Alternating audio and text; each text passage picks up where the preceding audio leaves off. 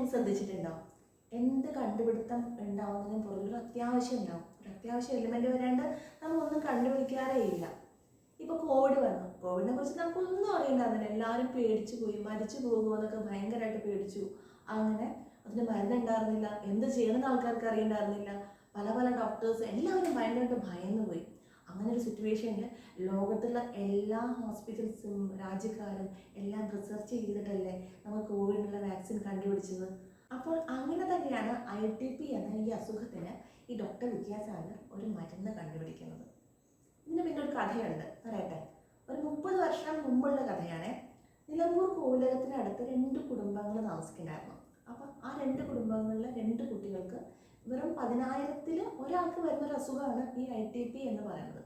ആ 2 കുഞ്ഞുങ്ങൾക്ക് ഈ അസുഖം വന്നപ്പോൾ നമുക്ക് കുട്ടികൾക്കൊരു പനി വന്നാൽ പോലും നമ്മൾ ഭയങ്കര ടെൻഷനായിരിക്കും അല്ലേ. അപ്പോൾ ആ മാതാപിതാക്കൾ പല പല ആശുപത്രികളിലും ചികിത്സയ്ക്ക് വേണ്ടി പോയവർ എല്ലാവരും കൈയൊഴിഞ്ഞു. അതിലൊരു കുട്ടി മരിക്കുകയും കൂടെ ചെയ്തപ്പോൾ ഈ ജീവനോടെയുള്ള കുട്ടിയുടെ പാരൻസ് ഭയങ്കരമായിട്ട് പേടിച്ചു. അവർ കണ്ടുപിടിച്ചാണ് മലപ്പുറത്തുള്ള നമ്മുടെ ഡോക്ടർ വിദ്യാസാഗറിൻ്റെ ക്ലിനിക്കിലേക്ക് വരുന്നത്. അങ്ങനെ ഈ ഒരു കേസ് വന്നപ്പോൾ അദ്ദേഹം ഇതിനെക്കുറിച്ച് ഒരു പഠനം നടത്താനായിട്ട് തീരുമാനിച്ചു. ആ കുട്ടിയെ കൈ ഒഴിയാതെ പേടിക്കേണ്ട, നമുക്ക് വഴി ഉണ്ടാക്കാം എന്ന് പറഞ്ഞ് കൂടെ ചേർത്ത് നിർത്തി അദ്ദേഹം തൻ്റെ ഗവേഷണം ആരംഭിക്കുകയുണ്ടായി. അങ്ങനെ ആരംഭിച്ച് പല ട്രയൽ എറർ മെത്തേഡിലൂടെ ആ കുട്ടിയുടെ ഭാഗ്യം കൊണ്ടോ അത് ഒരുപാട് പേരുടെ ഭാഗ്യം കൊണ്ടോ എന്നറിയില്ല, അങ്ങനെ ഒരു മരുന്ന് അദ്ദേഹം കണ്ടുപിടിച്ചു. അപ്പോൾ ഒരു മരുന്ന് വിജയിക്കുക അല്ലെങ്കിൽ ഒരു ചികിത്സ വിജയിക്കുക എന്ന് പറയുമ്പോൾ എങ്ങനെയാണ്?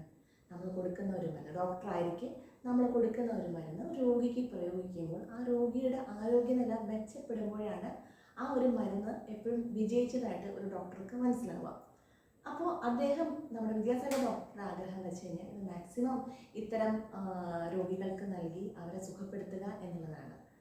പിന്നെ അലോപ്പതിയൊക്കെ പോവുകയാണെങ്കിൽ ലക്ഷങ്ങൾ ചിലവ് വരുന്ന ഒരു ചികിത്സാ രീതി കൂടിയാണ് ITPയുടെ എന്ന് പ്രത്യേകം പറയേണ്ടതില്ലല്ലോ. പക്ഷേ ആയുർവേദത്തിൽ നിങ്ങൾ വരികയാണെങ്കിൽ വേറൊരു സൈഡ് ഇഫക്റ്റ് ഒന്നും ഇല്ലാണ്ട് നിങ്ങൾക്ക് പരിപൂർണമായി ചികിത്സിച്ച് ഭേദമാക്കി നിങ്ങളുടെ വീടുകളിലേക്ക് പോകാനായിട്ട് കഴിയും. ITP ശരിയാണ്, 10,000-ൽ ഒരാൾക്ക് മാത്രം വരുന്ന അസുഖമാണ്. പക്ഷേ ഇപ്പോൾ നല്ലൊരു ചികിത്സാ രീതി ഉണ്ടെന്ന് മനസ്സിലായില്ലേ? അപ്പോൾ മലപ്പുറത്തുള്ള ഡോക്ടർ വിദ്യാസാഗറിൻ്റെ ഹോസ്പിറ്റലിലേക്ക് നിങ്ങൾക്ക് വരാം. അതിന് മുമ്പ് ഇതിന് കൂടുതലായിട്ട് അറിയണമെന്നുണ്ടെങ്കിൽ അദ്ദേഹത്തെ വിളിച്ചു വയ്ക്കുകയോ കാര്യങ്ങൾ അറിയണമെന്നുണ്ടെങ്കിൽ താഴത്തെ വാട്സാപ്പ് നമ്പറിൽ ബന്ധപ്പെടും.